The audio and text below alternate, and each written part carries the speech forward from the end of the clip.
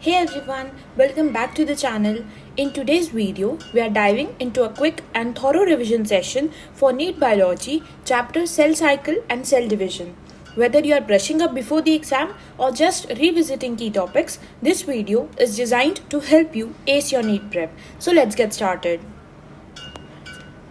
सबसे पहले what is meant by cell division. Cell division क्यों होता है? Cell division is basically to restore karyoplasmic index. Karyoplasmic मतलब जो nucleus, volume of nucleus divided by volume of cytoplasm, ये कुछ कांस्टेंट रहना चाहिए. तो अगर ये गड़बड़ हो गया वैल्यू इसकी, तो the karyoplasmic index would get disturbed. So to restore this karyoplasmic index, cell division is important. इसके बाद cell division, DNA replication and cell growth, ये सब एक कोऑर्डिनेटेड वे में या जैसे होना चाहिए वैसे ही होना चाहिए, ताकि वो करेक्ट डिवीजन हो और प्रोजेनी सेल्स फॉर्म हो जिनमें इंटैक्ट जीनोम्स बने. वरना कुछ गड़बड़ हो सकती है if this process don't take place in order. इसके बाद व्हाट इज अमाइटोसिस. अमाइटोसिस मतलब इसमें बेसिकली कोई क्रोमोसोम इन्वॉल्व नहीं होता है, कोई स्पिंडल नहीं बनता है, कोई न्यूक्लियर मेम्ब्रेन डिसॉल्व नहीं होती है. न्यूक्लियर कॉन्स्ट्रिक्शन होता है और साइटोप्लाज्मिक कॉन्स्ट्रिक्शन होता है, सेल्स डिवाइड हो जाते हैं. इसके बाद सेल का जो डिवीजन है वो सिर्फ मैच्योर ऑर्गेनिज्म बनने से रुक नहीं जाता है, पूरी लाइफ भर सेल का डिवीजन चलते रहता है. मतलब लेट्स से ये यंग सेल है, ये डिवाइड किया, इसने 2 सेल्स बनाए, फिर ये डिवाइड किया, ऐसे. नाउ लेट्स से ये चारों cells have reached maturity. So ऐसा नहीं होता है कि मैच्योर हो गए so they won't divide. No, this would again further divide. मतलब division is continued throughout the life. इसके बाद सेल साइकिल क्या है? सेल साइकिल में बेसिकली 2 स्टेप्स होती है. This is very important, NCERT का लाइन है ये. DNA replication and cell growth together form cell cycle. ठीक है. उसके बाद पूरा सेल साइकिल जो है that is under genetic control. इसमें क्या होता है, जो रेप्लिकेटेड क्रोमोसोम्स है, मतलब जो डीएनए है, वो डॉटर न्यूक्लियाई में अच्छे से डिस्ट्रीब्यूट हो जाते हैं. और उसमें डिस्ट्रीब्यूशन ऐसा नहीं होता है कि ये है इसके बाद सीधे डिस्ट्रीब्यूट हो गए. बहुत सारे अलग अलग सीरीज ऑफ इवेंट्स होते हैं और उसके बाद में वो प्रोसेस होती है डुप्लीकेटेड क्रोमोसोम्स के डिविजन की. इसके बाद सेल साइकिल का ड्यूरेशन क्या है, ये भी एनसीईआरटी की लाइन है. This is also very important. अब duration varies from cell type to cell type. It also varies from organism to organism. जैसे एग्जाम्पल एनसीईआरटी में दिया है, ह्यूमन्स में it is 24 hours and yeast में it is 90 minutes. So organism to organism वो vary हो गया and this is given in NCERT, so it's very important. इसके बाद cell growth in terms of cytoplasmic increase क्या है? वो एक कंटिन्यूस प्रोसेस है जिसमें डीएनए सिंथेसिस होगा, बट डीएनए सिंथेसिस सिर्फ एक स्पेसिफिक स्टेज पे होगा जो हम इस साइकिल में अभी स्टडी करेंगे. इसके बाद let's study this complete cycle. इसमें सबसे ऊपर से अगर हम देखें तो हमें 2 फेजेस दिखेंगे. One is interphase and second one is M phase. ठीक है. तो 2 फेजेस दिखेंगे. इंटरफेज इज यहाँ से लेके पूरा यहाँ तक और ये बचा हुआ इज एम फेज. ठीक है. अब interphase is also divided into 3 further categories या 3 ग्रुप्स बोल सकते हो. एक है G1 फेज, फिर है S फेज एंड है G2 phase. So G1, S and G2 are parts of interphase. ये पूरा इंटरफेस है, इसमें एक पार्ट G1 है, एक पार्ट S है, एक पार्ट G2 है. This is very important. तो हम एक एक करके स्टडी करते हैं. सबसे पहले लेट्स स्टडी इंटरफेस क्या होता है, फिर हम देखेंगे उसके टाइप्स, मतलब पार्ट्स, नॉट टाइप्स, पार्ट्स क्या है. सो इंटरफेस जैसे अगर ह्यूमंस में हम बोल रहे हैं 24 आवर्स की साइकिल है, मैं यहाँ लिख के देती हूँ. Let's say in humans we have 24 hour cycle humans में. तो ह्यूमंस में क्या होता है, इसमें से 23 आवर्स इंटरफेस आप देख सकते हो प्रपोर्शन में ही कितना बड़ा है. ये पूरा इतना बड़ा इंटरफेस है, इसका मतलब टाइम भी तो ज़्यादा रहेगा ना यहाँ पर. सो इसका मतलब ये हुआ कि 23 hours would be interface and सिर्फ 1 घंटा होगा जब एक्चुअल डिविजन होगा, एम फेज होगा. ठीक है.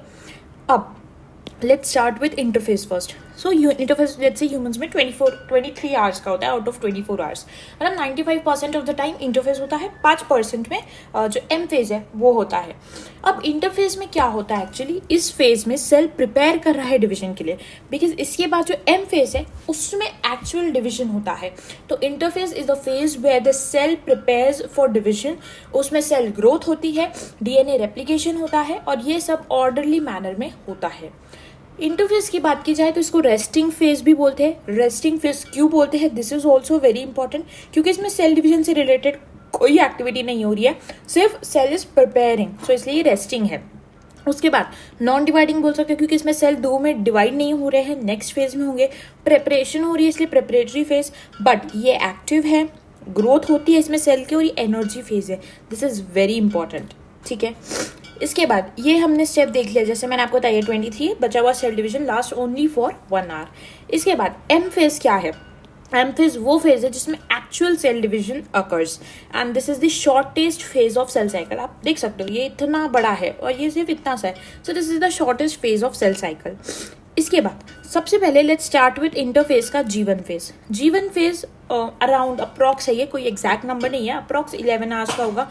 G1 stands for gap phase 1 या ग्रोथ फेज 1 या प्री सिंथेटिक फेज या post mitotic phase. Pre synthetic क्यों है, पोस्ट माइटोटिक क्यों है, ये मैं आपको बताती हूँ। इसके बाद एस फेज है, इसको सिंथेटिक फेज बोलते हैं, इसलिए ये इसके पहले आ रहा है तो ये हो गया प्री सिंथेटिक फेज। और ये M phase is mitotic phase, ये एम फेज के बाद आ रहा है इसलिए post mitotic phase. Very easy. अब लेट्स स्टडी जीवन फेज के characters. So this is the longest phase, very important. इसमें मैक्सिमम ग्रोथ होती है, इसमें क्या क्या पॉइंट्स याद रखने हैं मैं आपको बता देती हूँ। मैक्सिमम ग्रोथ होती है, नेक्स्ट स्टेज जिसमें डीएनए एक्चुअली फॉर्म होगा उसके रिलेटेड जो क्या बोल सकते हैं चीज़ें चाहिए वो इसमें बनती है। डीएनए पॉलीमरेज ये क्या होता है हम आगे पढ़ेंगे, बट याद रख सकते हो डीएनए पॉलीमरेज भी बनता है। अमीनो एसिड्स बन जाते हैं हिस्टोन के लिए, न्यूक्लियोटाइड बन जाता है, एटीपी बन जाती है, कुछ प्रोटीन्स और आरएनए बनते हैं, और ऑर्गेनेलर डुप्लीकेशन होता है। This points are very important. एक चीज़ याद रखेंगे, ये जो प्रोटीन्स और आरएनए है ये यहाँ पर बहुत कम होते हैं, तो मैं लिख देती हूँ वेरी फ्यू। मतलब अगर ऐसा पूछा कि किस फेजेस में होता है, so you can write G1 and G2 phase, but actual जो आपके एनसीईआरटी में दिया हुआ है वो G2 है, मैं आगे बताऊंगी। सो इसलिए मैंने यहाँ वेरी फ्यू लिख दिया है, इसको हम याद रखेंगे। इट्स नॉट मेन, बट थोड़े बहुत प्रोटीन्स और आरएनए इसमें सिंथेसाइज होते हैं। यहाँ पर एक्चुअल डिसीजन लिया जाता है कि सेल डिविजन करना है या नहीं करना है। आप बोलोगे ऐसा क्यों, ऐसा इसलिए बिकॉज नेक्स्ट स्टेज जो है एस फेज, इसमें एक चीज़ बन जाती है जो है डीएनए। डीएनए रेप्लिकेट हो जाता है, so once DNA is replicated cell को डिवाइड करना ही होगा। तो सिंस जीवन फेज में सेल अभी तक के रेप्लिकेट उसमें डीएनए नहीं हुआ है रेप्लिकेशन, इसलिए यहाँ पर डिसीजन लिया जाता है कि सेल डिवीजन करना है या नहीं करना है। इस फेज में cell is metabolically active, this is very important line. Cell is metabolically active in this line. In this stage, cell continues to grow and carry out normal metabolism, but does not replicate its DNA because replication of DNA next stage में होता है। अब जीवन phase में एक बहुत important चीज़ है, ये है G0 फेज या क्वाइसेंट स्टेज। इसका मतलब क्या होता है, देखो कुछ सेल्स यहाँ से निकलते हैं, यहाँ पर वो कुछ स्पेशलाइजेशन हो जाता है, एंड लेट्स से कुछ टाइम बाद सेल को लग रहा है, बॉडी को लग रहा है कि सेल की वापस ज़रूरत है, तो ये वापस आ सकता है। तो ये जा भी सकता है, स्पेशलाइज होगा, और काम पड़ा तो वापस भी आ सकता है। दैट इज G0 या क्वाइसेंट स्टेज। आप इसका एरो ही देख लो, ऐसा बनाया है मैंने, सिर्फ ऐसा या सिर्फ ऐसा नहीं बनाया है, मैंने दोनों का मिक्सचर बनाया है, ठीक है। इसमें आप देखो क्या होता है, कुछ सेल्स एग्जिट कर देते हैं जीवन को, they do not proliferate unless they are called on to do so, but this stage is also metabolically active, very important। specialize हो जाते हैं, differentiated हो जाते हैं। एक एग्जाम्पल है जैसे हार्ट सेल, तो हार्ट सेल में डिविजन नहीं होता है, क्यों नहीं होता है, because they have undergone specialisation. इसमें जो सेल्स है they suspend the cell cycle. बहुत सारे सेल्स होते हैं जो ओकेजनली डिवाइड करते हैं, अगर लेट्स से कुछ सेल्स की डेथ हो गई तो उनको रिप्लेस करने के लिए ये सेल्स वापस ग्रो कर सकते हैं। आई होप ये समझ गया होगा। इसके बाद एक जीवन एस चेक पॉइंट है, नॉट वेरी इंपॉर्टेंट, एनसीईआरटी में है ही नहीं, बट एक बता देती हूँ। जीवन एस चेक पॉइंट में क्या होता है ना, लेट्स से यहाँ पर जो जो चीज़ें करनी थी वहाँ पर वो हुई है या नहीं, मतलब basically it's like checkpoint, check post है वो, कि ये जो चीज़ें लेट्स से यहाँ पर आपको हिस्टोन के जो अमीनो एसिड्स है वो बनाना था, डीएनए पॉलीमरेज बनाना था, कुछ प्रोटीन्स आरएनए बनाने थे, कुछ ऑर्गेनेलर डुप्लीकेशन कराना, तो ये सब हुआ है या नहीं हुआ है। अगर हुआ है टिक टिक टिक है तो वो जीवन एज चेक पॉइंट उसको आगे जाने देगा। अगर वो यहीं पर देख लेता है कि लेट्स से अमीनो एसिड्स बने ही नहीं हिस्टोन के लिए, तो आगे डीएनए बन ही नहीं पाएगा, इसलिए ये इस सेल को यहीं पर रोक देता है, यही मार देता है। So that is given as checkpoint, basically to check. इसके बाद एस फेज या सिंथेटिक फेज क्या होता है, इसमें ये बेसिकली 8 आवर्स का होता है. अगेन अप्रॉक्स टाइम है, कोई पूछेगा नहीं आपसे, बट जस्ट टू रिमेंबर कि किस रेशियो में किस प्रपोर्शन में होता है मैंने लिख दिया है. So S phase is for 8 hours. This is called synthetic phase. इसमें डीएनए रेप्लिकेशन होगा, very important. Histone actual form होगा बिकॉज इसके पहले अमीनो एसिड्स बने हैं. डीएनए पॉलीमरेज एक्टिव हो जाएंगे, क्रोमैटिन डुप्लीकेशन होगा एंड सेंट्रोलर डुप्लीकेशन होगा. This points are very important. So DNA replicate होगा, हिस्टोन बनेंगे, डीएनए पॉलीमरेज जो बना था वो एक्टिव होगा, क्रोमैटिन का डुप्लीकेशन होगा एंड सेंट्रियोल का भी डुप्लीकेशन होगा. इसके बाद जो फर्स्ट 3 इवेंट्स है, जो डीएनए रेप्लिकेशन है, जो हिस्टोन सिंथेसिस है, डीएनए पॉलीमरेज है और जो क्रोमैटिन बन रहा है, ये सब न्यूक्लियस में बनेंगे, है ना, बिकॉज ये न्यूक्लियस के पार्ट्स है. बट जो सेंट्रियोल है हमें पता है साइटोप्लाज्म में होता है, तो ये साइटोप्लाज्म में होगा. कई बार ये भी क्वेश्चन पूछ लिया जाता है, तो पता होना चाहिए हमें. उसके बाद this is very very important thing for this stage कि अमाउंट ऑफ डीएनए जो है वो डबल हो जाता है after this stage, but the chromosome number remains same. इसका मतलब क्या है, लेट्स से यहाँ पर इस स्टेज में देयर इज, मैं लिख देती हूँ, लेट्स से 2C डीएनए था हमारे पास and n number of chromosomes थे. मैं दोनों को सेम लेती हूँ ताकि अच्छे से समझा पाऊँ. ठीक है, all right, so there was C DNA, C amount of DNA and n number of chromosomes. ठीक है, तो इस स्टेज के बाद में क्या होगा, यहाँ पर मैं आपको लिख कर देती हूँ, जो डीएनए है वो डबल हो जाता है. मतलब सी डीएनए अगर है तो that becomes 2C DNA, but जो n क्रोमोसोम्स है वो एज इट इज रहते हैं, वो n क्रोमोसोम्स ही रहते हैं. सो आई होप ये समझ गया होगा. This is most important point. आपको कई बार पूछा जाता है कि let's say a cell has 4C DNA in the S phase, तो बताओ नेक्स्ट फेज में, नेक्स्ट स्टेज में उसके पास कितना डीएनए रहेगा, तो उसके पास डबल यानी 8C डीएनए रहेगा. Let's say a cell has 4N chromosomes in S phase, बताओ नेक्स्ट स्टेज में क्या क्रोमोसोम नंबर रहेगा. So there would be 4N only. और यहाँ पर भी ये सेम रहेगा. ठीक है, यहाँ पर भी there would be no changes. ठीक है, मैं इसको यही कलर से लिखती हूँ ताकि आपको समझ जाए कि ऑलराइट. ठीक है, आई होप अब आपको समझ जाएगा. सो सी डीएनए और n नंबर ऑफ क्रोमोसोम्स जो G1 स्टेज में है, S में भी वही रहेंगे, बट S के बाद में अमाउंट बदल जाता है. किसका अमाउंट बदल जाता है, so amount of DNA doubles जबकि क्रोमोसोम्स सेम होता है. इसके बाद let's study G2 phase. G2 phase is also called growth phase 2, gap phase 2, post synthetic क्यों, S phase या synthetic phase के बाद आ रहा है इसलिए post synthetic. प्री माइटोटिक क्यों, इसके बाद माइटोटिक फेज है, उसके पहले आ रहा है तो प्री माइटोटिक फेज. इसमें प्रोटीन्स और आरएनए बनते हैं जैसा कि हमारे एनसीईआरटी में दिया हुआ है. सो प्रोटीन्स और RNA are formed in G2 phase. Tubulin protein बनता है स्पेसिफिकली, एंड ऑर्गेनेल रेप्लिकेशन हमने देखा था यहाँ हो रहा है G1 फेज में, बट स्पेसिफिकली जो ऑर्गेनल्स है माइटोकॉन्ड्रिया एंड प्लास्टिड, इनका डुप्लीकेशन होता है इन G2 फेज ओनली. यहाँ पर इस स्टेज में भी सेल ग्रोथ कंटिन्यू होती है and this is a period of cytoplasmic growth. ठीक है, इसके बाद एक चेक पॉइंट होता है which is G2M check point. अब G2M चेक पॉइंट वही है कि जो चीज़ें एस फेज में होनी थी G2 फेज में होनी थी वो हो गई या नहीं हुई, तो वो ये चेक कर लेगा. इसके बाद we have M phase. This is phase of actual cell division, जब एक्चुअली सेल डिवाइड करेगा. इसमें this is the shortest phase of cell cycle. ठीक है, इसमें वी हैव पहले तो karyokinesis part and cytokinesis part.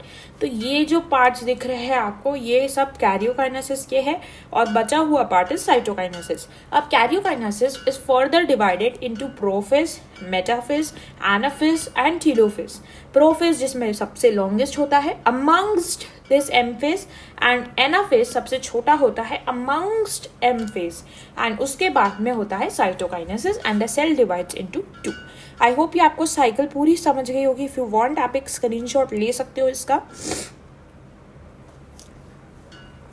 इसके बाद let's start with what happens in animals. So animals में एक्चुअली जो माइटोटिक डिवीजन है उसमें वो यूजुअली डिप्लॉयड सेल्स पे ही रेस्ट्रिक्टेड होता है. यूजुअली डिप्लॉयड सेल्स में ही क्या बोल सकते हैं माइटोटिक डिवीजन होता है in animals. This is also very important point. ठीक है, in animals. But mitotic division जो है डिप्लॉयड सोमैटिक सेल्स में होगा. हैप्लॉयड सेल्स जैसे मेल हनी बीज और कुछ लोअर प्लांट्स एंड कुछ सोशल इंसेक्ट्स, इनमें भी माइटोटिक डिवीजन हो सकता है। बट ध्यान देना है कि प्लांट्स में जो माइटोटिक डिवीजन है वो बोथ हैप्लॉइड और डिप्लॉइड, N और 2N दोनों में हो सकता है। इसके बाद माइटोसिस जो है वो यूजुअली क्या होता है, उससे डिप्लॉयड डॉटर सेल्स बनती है आइडेंटिकल जेनेटिक कॉम्प्लीमेंट के साथ। Next, let's study what is M phase. So M phase is the most dramatic phase. Important point है, इसमें major reorganization होता है of almost virtually all the components of the cells.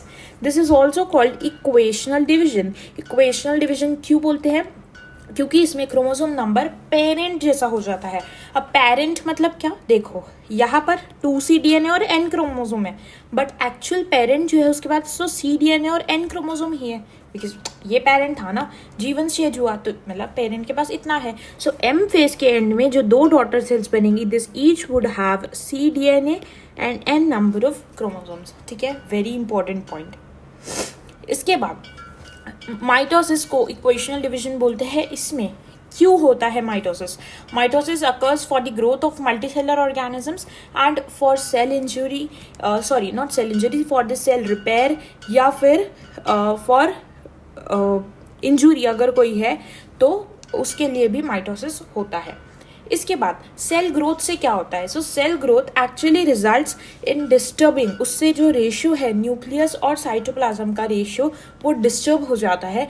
और ये जो stage है, but this is very important for sale. क्यों important है? क्योंकि इस स्टेज के बाद ही जो न्यूक्लियो साइटोप्लाज्मिक रेशियो है वो रिस्टोर होता है, and this is very significant. इसका सेल रिपेयर में एक बहुत सिग्निफिकेंट कॉन्ट्रीब्यूशन है इस स्टेप का, जो क्या बोल सकते हैं, सेल ग्रोथ और जो डिवीजन है उसका, सेल डिवीजन का। इसके बाद जो ऊपर लेयर के सेल्स होते हैं, जैसे एपिडर्मिस, एपिडर्मिस जैसे स्किन की जो लेयर है सबसे बाहर की, तो वो उसके बाद में जो लाइनिंग ऑफ द गट, मतलब जो हमारा पूरा एलिमेंट्री कनाल है उसकी जो लाइनिंग है, जो ब्लड सेल्स है वो मतलब कंटिन्यूसली कॉन्स्टेंटली रिप्लेस होते जाते हैं। तो माइटोटिक डिवीजन जो है मेरिस्टेमेटिक टिश्यूज में, उसमें अपाइकल और लेटरल कैम्बियम होता है, which results in continuous growth of plants through out their life. इसके बाद सेल डिवीजन क्या है? सो सेल डिवीजन एक प्रोग्रेसिव प्रोसेस है। प्रोग्रेसिव मतलब होते रहती है, चलते रहती है, और बहुत क्लियर कट लाइंस हम नहीं बना सकते हैं। जैसे मैंने आपको यहाँ पर बताया है कि देखो यहाँ पर G1 स्टेज खत्म हो गया, यहाँ S खत्म हो गया, यहाँ G2 हो गया, इतने में M हो गया, इतनी क्लियर कट लाइंस नहीं बनाई जाती है। This is also NCERT line. ठीक है, इसके बाद कॉल्चिसिन क्या है? कॉल्चिसिन एक सेल साइकिल इनहिबिटर है जो किसी भी सेल में जो डिवीजन की प्रोसेस है उसको इनहिबिट कर देती है मेटाफेज में। ये इंड्यूस करती है पॉलीप्लॉइडी, ये हम आगे देखेंगे। पॉलीप्लॉइडी मतलब क्या होता है, देखो मैं आपको बता देती हूँ। इसमें क्या होगा, लेट्स सी मेटाफेज तक के हम देखेंगे आगे। मेटाफेज तक के जो सेल्स है वो अलग अलग नहीं होते क्रोमोसोम्स, सेल्स के अंदर क्रोमोसोम्स अलग अलग नहीं होते। क्या होता है ये मैं आगे बताऊंगी आपको। तो उसके कारण से क्या होगा कि सेल में अगर लेट्स से एक सेल के पास जैसे C DNA आना चाहिए था पेरेंट जैसा, बट इसमें 2C DNA रहता है, और ये अगर सेपरेट नहीं हुआ तो इस वजह से पॉलीप्लॉइडी इंड्यूस होती है। इसके बाद माइटोजेंस क्या होता है? माइटोजेंस मतलब mitosis inducing agents, oxygen, gibberellin, cytokinins, insulin. ये 3 तो प्लांट्स में है, ये हम आगे पढ़ेंगे प्लांट स्पेसिफिक वाले चैप्टर्स में, नॉट वेरी इंपॉर्टेंट। इसके बाद साइटोकाइनेसिस प्लांट सेल और एनिमल सेल्स में कैसा होता है? अब प्लांट सेल्स में इट इज़ एनएस्ट्रल। एनएस्ट्रल मतलब कोई एस्टर रेज फॉर्म नहीं होती है। Cell plate method, cell plate form हो जाती है, जैसे ये जो है दिस इज सेल प्लेट, और इससे सेल डिवाइड हो जाता है। टीलोफेज के बाद होता है सेंटर से पेरीफेरी तक डिवीजन होता है। इसका मतलब सेंट्रीफ्यूगल है, सेंटर से पेरीफेरी, सेंटर से पेरीफेरी ऐसा डिवीजन होता है। माइक्रोटिब्यूल टिब्यूलिन प्रोटीन के बने हुए हैं, इसको एनएस्ट्रल या ओसेंट्रिक माइटोसिस बोलते हैं।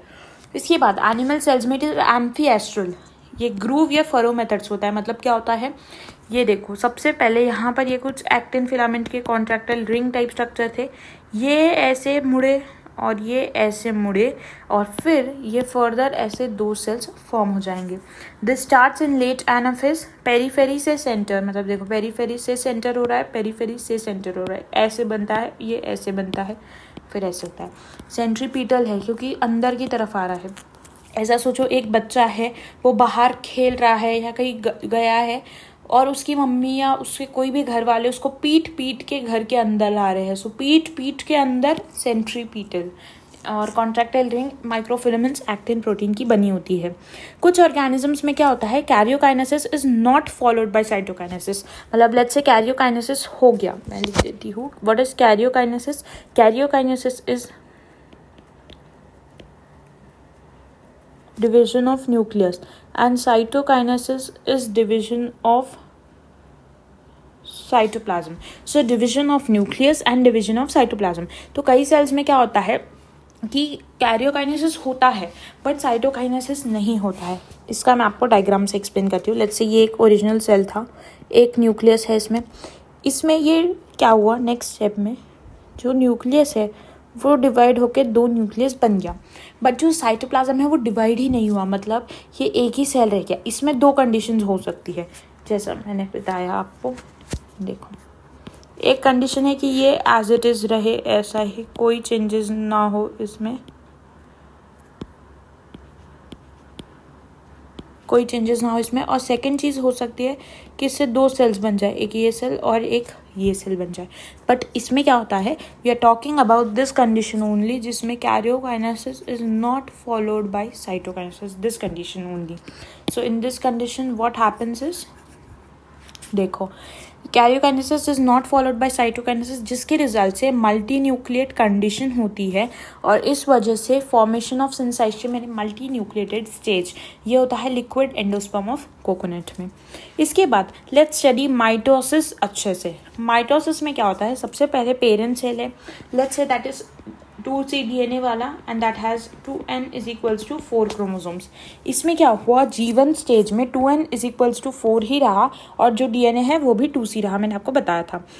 S फेज में क्या होगा, S फेज के एंड में एक्चुअली ये जो DNA है 2C ये 4C हो जाएगा। तो मेरे को यहाँ लिखना चाहिए एंड ऑफ S फेज, ठीक है, एंड ऑफ S फेज, ठीक है। सो 4C DNA हो जाएगा and 2N is equals to 4। G2 stage में क्या होगा, सेम रहेगा और उसके बाद M फेज होगा। M फेज में 2 पार्ट्स है, एक है कैरियोकाइनेसिस, साइटोकाइनेसिस। कैरियोकाइनेसिस में कुछ नहीं होगा बट साइटोकाइनेसिस में मेन चीज़ होगी बिकॉज इसमें साइटोप्लाज्म मेन डिवाइड होगा। तो उसके बाद में 2N is equals to 4 parent वाली condition, 2C DNA 2N is equals to 4 and 2C DNA parent वाली कंडीशन बन जाएगी। आप चेक कर सकते हो 2N is equals to 4 and 2C DNA parent में है और वही साइटोकाइनेसिस के 2 सेल्स में फॉर्म हुआ है। Now let's study the stages. सबसे पहले लेट्स स्टडी प्रोफेस। प्रोफेस में क्या होता है, 4C DNA and 2N is equals to 4 होता है। इसको स्पाइरीम स्टेज बोलते हैं, this is the longest stage. इसमें आप देखो अरेंजमेंट कैसा है, ये न्यूक्लियर मेम्ब्रेन है थोड़ी थोड़ी जो डिसअपियर हो रही है। इसमें होता है initiation of condensation of chromosomes. So 2 chromatids of a chromosome जो है वो ऑब्जर्व, हम उसको ऑब्जर्व कर सकते हैं। उसके बाद में जो क्रोमैटिन है वो कंडेंस होकर क्रोमोसोम बनाता है, मतलब वो अनटैंगल होता है, वेरी इंपॉर्टेंट। सेंट्रोसोम्स जो है वो ऑपोजिट पोल्स पे मूव करना स्टार्ट कर देते हैं और स्पिंडल अपैरेटस फॉर्म करते हैं। इसमें क्या होता है, देखो ये सेल था, सेंट्रोसोम लेट से पहले यहाँ पर था, तो क्या होगा कि ये जो सेंट्रोसोम है 2 ऑपोजिट एंड्स पे पहुँच जाएंगे और ये कैसे पहुँचते हैं, धीरे धीरे पहुँचते हैं, मतलब यहाँ है फिर कहीं और रहेंगे, ऐसे करते करते वो ऑपोजिट एंड्स तक के पहुँचते हैं और उसके बाद में क्या होता है वो स्पिंडल अपैरेटस बनाते हैं, मतलब ये जो है ये ऐसे ऐसे धीरे धीरे पहुँचते हैं, यहाँ पहुँचेगा, यहाँ यहाँ ऐसे करके पहुँचते हैं वो। उसके बाद इस स्टेज में क्या होता है, very important, nuclear membrane, nucleolus, Golgi body या सब ऑर्गेनल्स डिसअपियर हो जाते हैं। This occurs in the late prophase. इसमें एस्टर्स जो है, ये जो आपको किरणें दिख रही है ऐसी ऐसी इससे इसके अराउंड में, दिस इज कॉल्ड एस्टर्स। तो एस्टर्स में क्या होता है, centriole plus spindle fibres, very important, this forms asters. Early prophase is called spireme stage, इसमें क्रोमोसोम्स जो है ओवरलैप होते हैं एक दूसरे के ऊपर, और सेल प्लेट फॉर्म होती है साइटोकाइनेसिस के वक्त मिडल लैमेला के उससे। इसके बाद हम देख लेते हैं एक बार कि प्रोफेज में क्या होता है। सो प्रोफेज में होता है, एनसीईआरटी के पॉइंट्स है ये, initiation of condensation of chromosome, chromosome material untangle होता है, क्रोमैटिक कंडेंसेशन का प्रोसेस होता है, सेंट्रोसोम जो है वो मूव होते हैं towards opposite poles of the cell. इसके बाद कंप्लीशन ऑफ क्रोमोसोम कैसे मार्क किया जाता है। So completion of chromosome mark किया जाता है बाय क्रोमोसोमल मटेरियल कंडेंस होता है, उससे कॉम्पैक्ट माइटोटिक क्रोमोसोम्स बनते हैं। क्रोमोसोम्स जो है वो कंपोज है 2 क्रोमैटिड्स के which are attached at the centromere.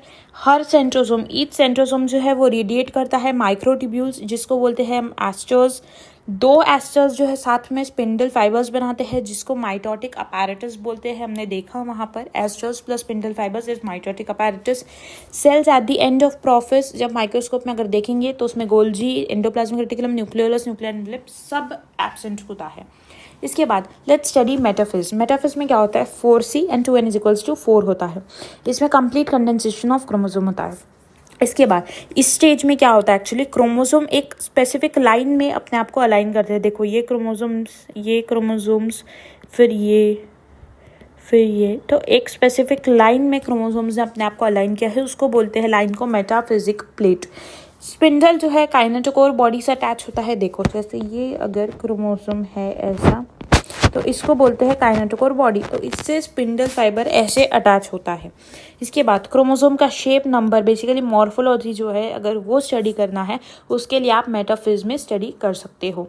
इसके बाद एनाफेज विच इज शॉर्टेस्ट, उसके पहले मेटाफेज के पॉइंट्स देख लेते हैं जो एनसीईआरटी में लिखे हैं। कंप्लीट डिसइंटीग्रेशन हो जाता है न्यूक्लियर एनवेलप का, and this marks the start of metaphase. Chromosome जो है वो स्प्रेड होते हैं throughout the cytoplasm of the cell. Condensation of chromosome जो है वो कंप्लीट होगा और वो माइक्रोस्कोप के अंदर हम उसको देख सकते हैं। मॉर्फोलॉजी ऑफ क्रोमोसोम्स को बहुत अच्छे से स्टडी कर सकते हैं, very important point. Metaphase chromosome जो है उसमें 2 सिस्टर क्रोमैटिड्स होते हैं। देखो ये एक क्रोमोसोम है कंप्लीट, और इसमें एक sister chromatid and second sister chromatid, ऐसे 2 सिस्टर क्रोमैटिड्स हैं। मेटाफेज इज कैरेक्टराइज्ड बाय सब chromosomes which comes and lies at the equator, और उसमें एक क्रोमैटिड हर क्रोमोसोम का होता है विच इज कनेक्टेड काइनेटोकोर से स्पिंडल फाइबर को ऑन द अपोजिट पोल्स। इसके बाद एनाफेज क्या है, एनाफेज सबसे शॉर्टेस्ट फेज है। This is best to study the chromosome का शेप। इसके बाद में इसमें क्या होता है, जो ये एक क्रोमोसोम था हमारा, मैं आपको यहाँ पर बता देती हूँ। लेट्स से ये क्रोमोसोम था हमारा, ये ऐसे ब्रेक हो जाता है और इससे बनते हैं 2 क्रोमोसोम्स, एक ऐसा बनता है एक ऐसा बनता है। तो इसी को मैंने ऐसे रिप्रेजेंट किया है, ऐसे, ये ऐसे ऐसे। सिमिलरली यहाँ पर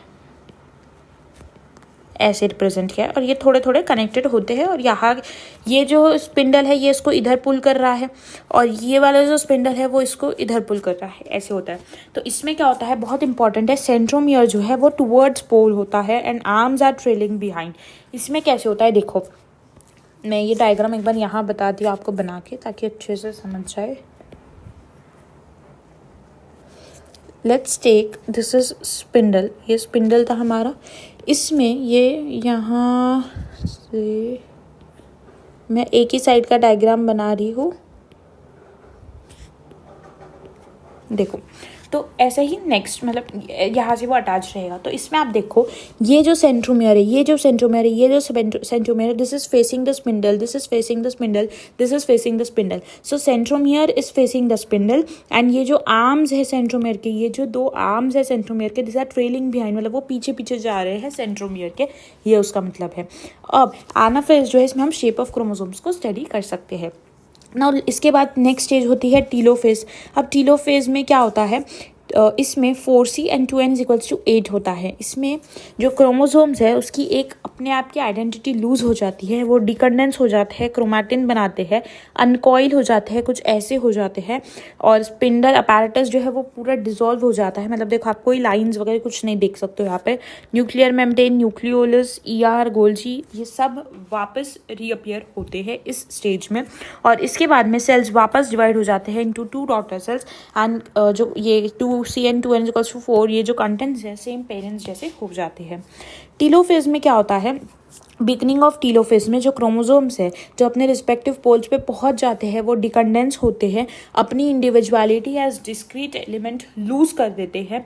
हर सेट ऑफ क्रोमैटिन मटेरियल जो है वो कलेक्ट होता है at each of the poles. Nuclear envelope जो है डेवलप होती है अराउंड क्रोमोसोम, वो क्लस्टर करती है एट ईच पोल, दो डॉटर न्यूक्लियर बन जाते हैं, न्यूक्लियोलस गोल्जी ईआर सब रिफॉर्म हो जाते हैं। आई होप माइटोसिस समझ गया होगा। इसमें बहुत बार कंफ्यूजन होता है हमको कि amount of chromosome, number of chromosome and the amount of DNA कैसे होगा।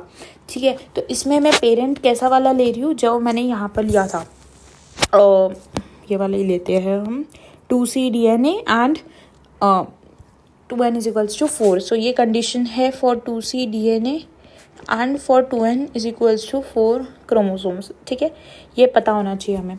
तो हम देखेंगे अगर 2C DNA है तो वो प्रोफेज में 4C DNA हो जाता है, मेटाफेज में भी 4C रहता है, एनाफेज में भी 4C रहता है, और फाइनली एनाफेज के बाद में वो दो सेल्स बना रहे हैं, 1 से 2 बन रहे हैं। इसलिए ईच पोल ऑफ एनाफेज अगर पूछा, देखो ये कंप्लीट एनाफेज का स्ट्रक्चर है। इसमें एक ऐसे अटैच्ड है और सेकेंड स्पिंडल से ये ऐसे अटैच्ड है और ये बीच में जुड़े हुए हैं। तो मैं अच्छे से डायग्राम बना के बताती हूँ आपको।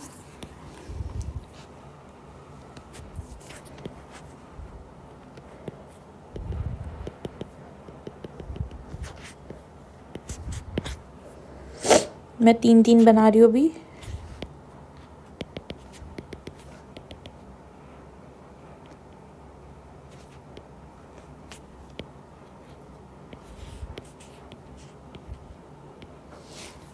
ठीक है, ऐसा।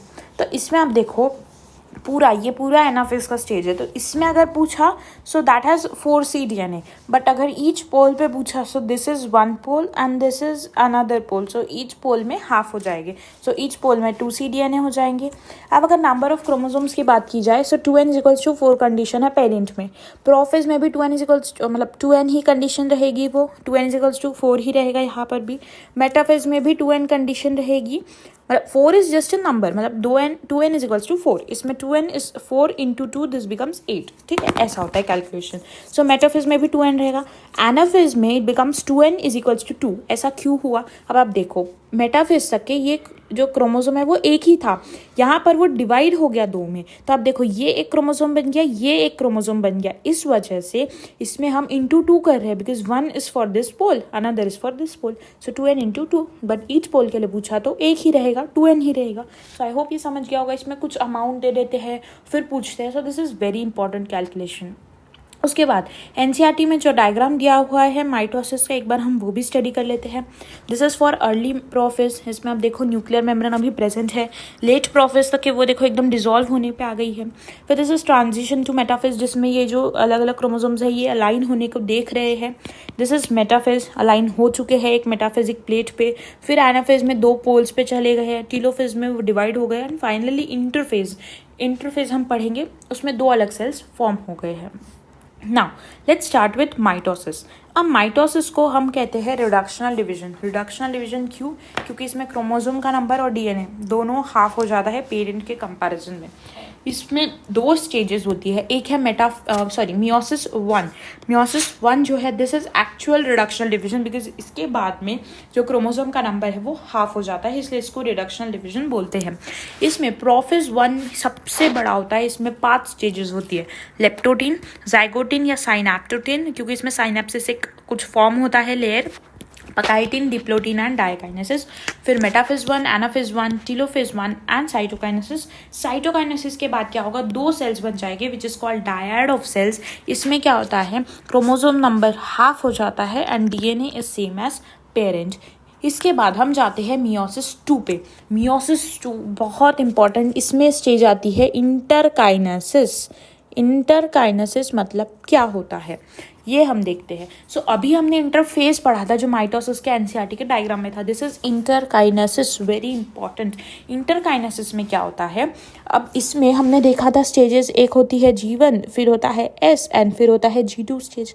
बट इंटरकाइनेसिस में जो मियोसिस 2 के पहले होता है, फटाफट से करना है, तो इसमें S फेज होता ही नहीं है।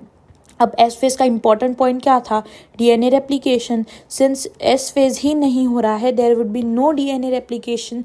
नो डीएनए रेप्लिकेशन इसका मतलब क्या हुआ, डीएनए इधर पेरेंट जैसा था, बट इस स्टेज में वो डीएनए हाफ होगा, इस वजह से यहाँ पर डीएनए हाफ हो जाता है eight the end of meiosis 2। सो इसमें भी prophase 2, metaphase 2, anaphase 2, telophase 2, cytokinesis 2, जिसमें जो डीएनए है वो हाफ हो जाता है। फाइनली टेट्राड ऑफ सेल्स बन जाता है, क्रोमोसोम नंबर एंड डीएनए दोनों हाफ हो जाता है। अब मियोसिस जो है, रिडक्शनल डिवीजन जो है, ये क्या इंश्योर करता है, ये इंश्योर करता है कि हैप्लॉइड स्टेज आए जब फर्टिलाइजेशन है, वो फिर रिस्टोर करके देगा डिप्लॉइड स्टेज। मतलब मियोसिस के कारण क्या हो रहा है, क्रोमोसोम नंबर हाफ हो रहा है, मतलब हैप्लॉइड स्टेज आ रही है, तो ये हैप्लॉइड स्टेज आना इंपॉर्टेंट है, जिसमें वापस फर्टिलाइजेशन होगा, क्योंकि ये एक हैप्लॉइड सेल, ये एक हैप्लॉइड सेल, दोनों फर्टिलाइज करके ये बना देंगे डिप्लॉइड सेल। ये अगर हैप्लॉइड सेल, ये हैप्लॉइड सेल, दोनों फर्टिलाइज करके बना देंगे डिप्लॉइड सेल। इससे क्रोमोसोम नंबर कांस्टेंट रहता है और वेरिएशंस होंगे, जिससे इवोल्यूशन होता है। अब गैमेट्स जो है वो फॉर्म होंगे from specialized diploid cells. Meiosis जो है वो देखा जाता है ड्यूरिंग गैमेटोजेनेसिस, प्लांट्स में और एनिमल्स में भी। मियोसिस 1 जो है वो इनिशिएट होता है जब पैरेंटल क्रोमोसोम्स जो है रेप्लिकेट हो चुके हैं और प्रोड्यूस करते हैं identical sister chromatids S phase में। इसके बाद हम पढ़ते हैं मियोसिस 1 की स्टेजेस को अच्छे से, स्पेसिफिकली प्रोफेज 1 की स्टेजेस को। उसके पहले आप एक बार ये देख सकते हो, not very much important, but एक आपको आइडिया रहना चाहिए कौन से स्टेज में क्या हो रहा है, इसलिए मैंने लिखा हुआ है। Let's start with leptotene. Leptotene में क्या होता है, क्रोमैटिन कंडेंस होता है, क्रोमोसोम्स बनाता है और लाइट माइक्रोस्कोप के अंदर धीरे धीरे विजिबल होता है। इसमें लॉन्ग थिन स्लेंडर क्रोमोसोम्स जो है न्यूक्लियर मेम्ब्रेन पर अटैच होते हैं। ये न्यूक्लियर मेम्ब्रेन है, यहाँ से ये अटैच्ड है, ये अटैच्ड है। इसको बुके स्टेज भी बोलते हैं, नॉट वेरी मच इंपॉर्टेंट। इसके बाद लेप्टोटीन के बारे में एनसीईआरटी में दिया हुआ है, क्रोमोसोम्स विजिबल होते हैं, compaction of chromosome through out leptotene continue होता है। इसके बाद जाइगोटीन या साइनेप्टोटीन में क्या होता है, बाइवैलेंट फॉर्म हो जाते हैं, टेट्राड फॉर्म हो जाता है, बट टेट्राड अभी क्लियरली विजिबल नहीं होते हैं। बाइवैलेंट क्या होता है, bivalent is 2 chromosome, 2 centromere but 4 chromatid.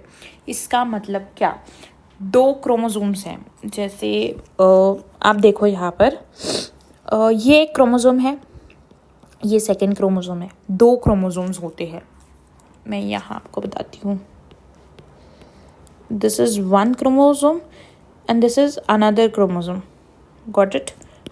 This is 1 chromosome, this is second chromosome, ठीक है। इसके बाद सेंट्रोमियर कितने हैं, 2 सेंट्रोमियर है, 1 सेंट्रोमियर और 1 सेंट्रोमियर। बट क्रोमैटिड्स कितने हैं, 1 chromatid, second chromatid, third chromatid, fourth chromatid, so 4 chromatids हैं। इंपॉर्टेंट पॉइंट है। एक साइनैप्स बन जाता है। साइनैप्स मतलब क्या, इसमें होमोलोगस क्रोमोसोम्स, होमोलोगस क्रोमोसोम्स क्या होते हैं, ये होमोलोगस क्रोमोसोम्स में क्या बोल सकते हैं, होमोलोगस क्रोमोसोम्स में साइनेप्टोनीमल कॉम्प्लेक्स बन जाता है और इस वजह से जो क्या बोल सकते हैं पेयरिंग होती है उनके बीच में। Now what is homologous chromosomes, देखो जैसे let's take an example of human का अगर मैं एग्जांपल लूँ तो आप देख सकते हो, in humans we very well know कि जो मेल है उसका लेट्स से फादर का क्रोमोसोम नंबर 4 कोई आई कलर डिटरमाइन कर रहा है, ठीक है, और वहीं पर ये मेल का है, पापा का है, और फीमेल में जो क्रोमोसोम नंबर 4 है यही क्रोमोसोम आई कलर, मतलब एक्चुअली क्रोमोसोम नंबर 4 है तो वो दोनों में आई कलर डिसाइड करेगा। क्रोमोसोम नंबर लेट्स से 6 अगर हेयर कलर डिसाइड कर रहा है तो दोनों में हेयर कलर डिसाइड करेगा, ठीक है। अब लेट्स से ह्यूमंस में एक एग्जाम्पल ले रही हूँ कोई भी रैंडम सा, कि मेल जो पापा है उनके हिसाब से आई कलर ब्लैक होना चाहिए, बट जो फीमेल है उनके हिसाब से जो आई कलर है वो ब्लू होना चाहिए, ठीक है। अब इसमें क्या होगा, this is called homologous chromosome, मतलब ये जो ब्लैक क्रोमोसोम है ये मैं ऐसे बना रही हूँ और ये ब्लू वाला क्रोमोसोम मैं ऐसे बना रही हूँ, मतलब सेम क्रोमोसोम नंबर वाले जो है दे आर होमोलोगस, तो इनके बीच में होगी पेयरिंग, ये ऐसे पेयरिंग होगी, साइनेप्टोनीमल कॉम्प्लेक्स बनता है। इसके बाद let's study pachytene stage. This is very important and this is necessary for evolution. क्यों? क्योंकि इसमें क्रॉसिंग ओवर होती है. अब इसका मतलब क्या है हम देखते हैं. इसमें टेट्राड क्लियरली विजिबल होता है. आप देखो मैंने यहाँ पर इसको ऐसे बनाया है, जबकि यहाँ मैंने इसको कुछ इस प्रकार से बनाया. सो आप देखो टेट्राड अच्छे से विजिबल हो जाता है. क्रॉसिंग ओवर होती है. अब क्रॉसिंग ओवर क्या है और क्रॉसिंग ओवर किसके बीच में हो रही है? So crossing over occurs between non sister chromatids. मतलब व्हाट? देखो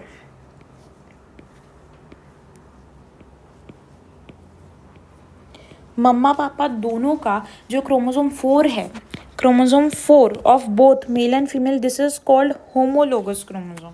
ठीक है, मैं अच्छे से लिख के देती हूँ आपको. रुको 1 minute. Chromosome 4 of both parents is called homologous chromosome. But जैसे मेल्स में मैंने आपको बताया कि क्रोमोसोम 4 का ही मैं ले रही हूँ एग्जाम्पल. आई कलर का अगर मैंने एग्जाम्पल लिया तो मेल्स में द आई कलर जो डिसाइड होगा वो ब्लैक था एंड फीमेल के हिसाब से वो ब्लू होगा. तो इसमें क्या होता है, दोनों के जो क्रोमोसोम्स है उनके बीच में ये फादर वाला क्रोमोसोम और ये मदर वाला क्रोमोसोम, इनके बीच में क्रॉसिंग ओवर होती है. तो क्रॉसिंग ओवर होने से क्या होता है, चेंजेस, इवोल्यूशन होते हैं. दोनों मिक्स होंगे, जो डोमिनेंट होगा वो कलर आएगा. तो ये और ये वाला जो क्रोमैटिड है, दिस इज कॉल्ड क्या बोल सकते हैं, non sister chromatids. This is called non sister chromatids. Non sister chromatids मतलब एक ही क्रोमोसोम, क्रोमोसोम नंबर 4 का, बट मम्मा एंड पापा मेल एंड फीमेल के क्रोमोसोम, उसको क्रोमैटिड्स को नॉन सिस्टर क्रोमैटिड्स बोलते हैं. सो दिस इज वेरी इंपॉर्टेंट. तो इससे क्या होता है, जेनेटिक एक्सचेंज होगा non sister chromatids of homologous chromosome. दोनों भी क्रोमोसोम 4 ही है, होमोलोगस है, बट नॉन सिस्टर क्रोमैटिड्स ये और ये, इसमें हो रहा है क्रॉसिंग ओवर. और इसके बाद में इसमें रिकॉम्बिनेज एंजाइम एक इंपॉर्टेंट होता है. ठीक है, आपको याद आना चाहिए वो. इसके बाद में हम पढ़ते हैं कि जो लेप्टोटीन स्टेज है और जो जाइगोटीन स्टेज है ये शॉर्ट लिव्ड है एज कम्पेयर टू पकाइटीन. पकाइटीन थोड़ा लंबा स्टेज होता है. 1 बाइवेलेंट हैज़ 4 क्रोमैटिड्स, मैंने आपको ऑलरेडी बताया. Crossing over is an enzyme mediated process, क्योंकि इसमें रिकॉम्बिनेज एंजाइम लग रहा है. मैं यहाँ लिख देती हूँ लगे तो.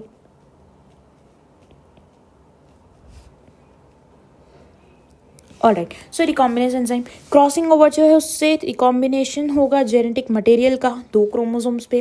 रिकॉम्बिनेशन बिटवीन होमोलोगस क्रोमोसोम्स जो है वो कंप्लीट होता है बाय द एंड ऑफ पकाइटिन, और उससे क्रोमोसोम्स लिंक्ड रहते हैं at the site of crossing over. ये हम आगे देखेंगे. इसके बाद नेक्स्ट स्टेज स्टडी करते हैं diplotene, which is the longest phase of process. क्यों ऐसा बोला है? इसमें क्या होता है, जो साइनेप्टोनीमल कॉम्प्लेक्स जो जाइगोटीन स्टेज में ये सब बना था बीच में, वो डिसॉल्व हो जाता है और एक्स शेप्ड कियाज्मा बनता है. जहाँ पे क्रॉसिंग ओवर हुई थी, लेट्स से इस पॉइंट पे और इस पॉइंट पे क्रॉसिंग ओवर हुई थी, सो यहाँ पर ये दोनों ऐसे मिलते हैं. देखो अच्छे से बना देती हूँ. देखो कुछ इस प्रकार से. तो यहाँ पर क्या हो रहा है, ये और ये ऐसे एक्स शेप स्ट्रक्चर बनता है. ये देखो ये ऐसा था एक, और ये सेकेंड वाला लेट्स से कुछ ऐसा है. तो आपको दिख रहा है कि यहाँ पर एक ऐसे एक्स शेप स्ट्रक्चर फॉर्म हो रहा है which is called chiasma. So at the point of crossing over वो बन जाता है, और इस स्टेज में होमोलोगस क्रोमोसोम्स थोड़ा थोड़ा सेपरेट होना स्टार्ट करते हैं. Very important point. Accept eight the end of crossing over, मतलब ये ऐसे अलग अलग होते जाएंगे, बट ये जो पॉइंट है क्रॉसिंग ओवर का, वहाँ से वो ज्वाइन रहेंगे. एंड दिस में last for years in some oocytes. Very important point. जैसे फीमेल्स में जो oocytes होता है ह्यूमंस में, तो उसमें ये जो डिप्लोटीन स्टेज, हम वो क्लास 12th में पढ़ते हैं रिप्रोडक्शन चैप्टर में, तो उसमें जो oocyte है वो एक स्टेज में अटक जाता है, that is diplotene stage. Diplotene जो है वो लास्ट कर सकते हैं फॉर मंथ्स, कभी कभी ईयर्स तक भी, oocytes ऑफ सम वर्टिब्रेट्स. फिर डायकाइनेसिस. डायकाइनेसिस में क्या होता है, न्यूक्लियर मेम्ब्रेन, न्यूक्लियोलस सब डिसअपियर हो जाता है, बिकॉज हमने पढ़ा था प्रोफेस के एंड में वो डिसअपियर होता है. And diakinesis is the end stage of prophase, इसलिए यहाँ पर वो डिसअपियर हो जाता है. स्पिंडल फॉर्म हो जाता है. टर्मिनलाइजेशन ऑफ कियाज्मा होता है, मतलब कियाज्मा अलग हो जाता है, ये क्रोमोसोम्स अलग अलग हो जाते हैं. इसके बाद डायकाइनेसिस के वक्त क्या होता है, क्रोमोसोम्स फुल्ली कंडेंस हो जाते हैं, मियोटिक स्पिंडल बन जाता है, वो असेंबल होके बनाता है होमोलोगस क्रोमोसोम्स, सेपरेशन में काम है उसका। और डायकाइनेसिस जो है वो रिप्रेजेंट करता है transition to metaphase, because diakinesis the end stage of prophase, इसके बाद मेटाफेज ही होना है। आई होप ये समझ गया होगा। इसके बाद इवेंट्स क्या क्या है, सबसे पहले साइनेप्सिस हो रहा है, फिर crossing over, terminalisation of chiasma and disappearance of nucleolus. Now talking about metaphase 1, अब मियोसिस जैसे ही है, बस यहाँ पर डबल डबल होगी चीज़ें। कैसे होगा, बाईवेलेंट अलाइन होंगे इक्वेटर, बट दो प्लेन्स बनेंगे, एक ये और एक ये। माइटोसिस में एक ही प्लेन बना था, या दो बनेंगे। They are attach to this spindle fibers, ऐसे 4 बाईवेलेंस में बताया, 4 क्रोमैटिड्स एंड 2 सेंट्रोमियर्स। इसके बाद में एनाफेज 1 में क्या होता है, this is responsible for reduction in the chromosome number, आधे हो जाते हैं। क्यों आधे हो जाते हैं, ये इधर चले जाएंगे, ये इधर चले जाएंगे, और ये 2 सेल्स इसके बाद फॉर्म हो जाएंगे, इसलिए रिडक्शन इसी के कारण हो रहा है। So this anaphase 1 stage is responsible for reduction of chromosome into half, very important. Homologous chromosomes जो है या बाईवेलेंस सेपरेट होते हैं, ऑपोजिट पोल्स में जाते हैं, this is called disjunction. Centromere break नहीं होता है, do not break, very important point, centromere do not break. आप देखो सेंट्रोमियर अभी भी इंटैक्ट है, टूटा नहीं है, और वो एसोसिएटेड जो है क्रोमैटिड सेंट्रोमियर से एसोसिएटेड होते हैं। एनाफेज 1 एनाफेज 2 से अलग है in orientation of spindle fibre. Anaphase 1 और एनाफेज 2 में मेन डिफरेंस ये है कि एनाफेज 1 में सेंट्रोमियर डिवाइड नहीं हुआ था, अब ये सेल जाएगा एनाफेज 2 में, तो इसके कारण क्या होगा कि अब एनाफेज 2 में इतना ही सेल गया। देखो मैं यहाँ बनाती हूँ आपको, एनाफेज 2 में ये इतना सेल गया, देखो ऐसे, और ये ऐसे गया, तो इसके कारण क्या होगा, ये अब कैसे मूव करेगा, सो ये ऐसे मूव करेगा 2 पोल्स पे, सॉरी मैंने एक ही साइड बना दिया, आप उसको 2 लाइंस में अरेंज कर सकते हो कुछ ऐसे। सो ये ऐसे जाएगा। सो इसमें आप देखो सेंट्रोमियर हमारा ब्रेक हो गया था, पहले 4 अटैच थे, अब 2 ही अटैच थे, 2 अटैच करने के लिए सेंट्रोमियर ब्रेक होता है। इसके बाद बनेगा टीलोफेज 1। टीलोफेज 1 में स्पिंडल अपैरेटस डिसइंटीग्रेट होता है, न्यूक्लियर मेम्ब्रेन न्यूक्लियोलस वापस रिफॉर्म हो जाते हैं, क्रोमोसोम डिकंडेंस होते हैं और क्रोमैटिन बन जाता है। इसके बाद में 2 डायड्स ऑफ सेल्स, 2 सेल्स बन जाएंगे। टीलोफेज 1 में क्या होता है, बहुत सारे केसेस में क्रोमोसोम्स में डिस्पर्शन नहीं होता है, और वो एकदम लास्ट स्टेज जो इंटरफेज एक्सटेंडेड स्टेज है वहाँ तक नहीं पहुँचते हैं। इंटरकाइनेसिस जनरली शॉर्ट लिव्ड होता है। इंटरकाइनेसिस क्या था, जिसमें एस फेज एब्सेंट था, दैट इज इंटरकाइनेसिस, तो बहुत शॉर्ट लिव्ड होता है, जिसमें नो डीएनए रेप्लिकेशन। प्रोफेज 2 होता है जब क्रोमोसोम्स फुली इलोंगेटेड हो जाते हैं। मियोसिस 2 जो है वो नॉर्मल माइटोसिस जैसा ही होता है, because that is called equational division. So mitosis is also equational and meiosis 2 is also equational division. Nuclear membrane disappear हो जाती है by the end of prophase 2, chromosomes compact हो जाते हैं। एनाफेज 2 में जो क्रोमोसोम्स है वो स्प्लिट होते हैं, शॉर्टनिंग होती है माइक्रोट्यूब्यूल्स की जो अटैच्ड है काइनेटोकोर से।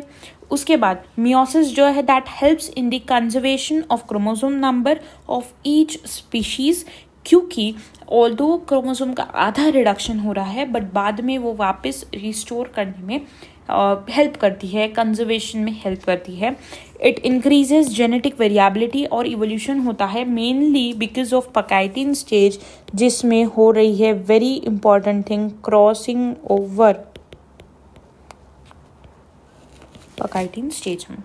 इसके बाद हम एनसीईआरटी के देखने से पहले, डायग्राम देखने से पहले एक बार और, जैसे मैंने क्रोमोसोम्स का माइटोसिस में बताया था, सेम मियोसिस के लिए भी प्रोफेज 1 में 2n क्रोमोसोम्स है, 4c डीएनए, मेटाफेज 1 में 2n chromosomes, 4c DNA, anaphase 1 में 2n chromosomes, 4c DNA, but हमने देखा था कि ईच पोल ऑफ एनाफेज में आधा आधा हो जाएगा, so each pole of anaphase में n और ये 2c हो जाएगा। इसके बाद मियोसिस 2 की अगर बात करें, सो मियोसिस 2 में प्रोफेज 1 में n chromosomes, 2c DNA, metaphase 2 में n chromosomes, 2c DNA, anaphase 2 में n into 2 chromosomes, 2c DNA, and each pole पे n and c DNA. Let's see the diagram. अब ये है मियोसिस 1 का डायग्राम, प्रोफेज 1, मेटाफेज 1 2 प्लेट्स बन गई, anaphase 1, telophase 1, anaphase 1 में नो सेंट्रोमियर ब्रेक्स। उसके बाद में अगर हम स्टेजेस ऑफ मियोसिस 2 की बात करें, सो प्रोफेज 2, इसमें 2 इसलिए बनाए हैं because 2 cells dyad of cells है, तो दोनों का बताया आपको। So prophase 2, metaphase 2, anaphase 2 and telophase 2, जिसके एंड में 4 सेल्स यानी टेट्राड ऑफ सेल्स फॉर्म हो जाता है। इसके बाद this was all about this chapter. I hope आपको ये बहुत अच्छे से समझ गया होगा। सो that wraps up our revision session for today. I hope this video helped reinforce your understanding of this very important chapter. Don't forget to like, share and subscribe for more revision videos and tips. And if you have any questions or topics you would like me to cover, drop them in the comments below. Keep studying, stay motivated and all the best. See you in the next video. Thank you.